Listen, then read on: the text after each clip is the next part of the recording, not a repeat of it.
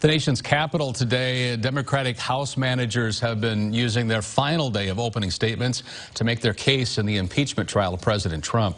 ABC's Serena Marshall is on Capitol Hill and gives us this update.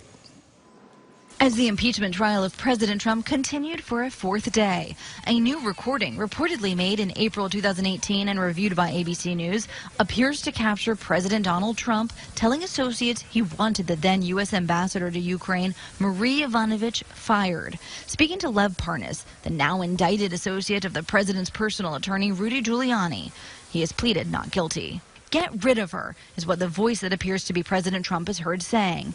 Get her out tomorrow. I don't care. Get her out tomorrow. Take her out. Okay? Do it. It was in response to Parnas saying she's basically walking around telling everybody, wait, he's going to get impeached. Just wait. It wasn't until a year later, April 2019, that Yovanovitch was recalled from her position. Before heading into the Senate chamber, the lead House manager reacted. If the president, at the urging of Giuliani or Parnas or Fruman, if this is additional evidence of his involvement in that effort to smear her, it would certainly corroborate much of what we've heard. The president and his team arguing, I don't think the president has made any secret of the fact that he had concerns about our ambassador to Ukraine and wanted her replaced.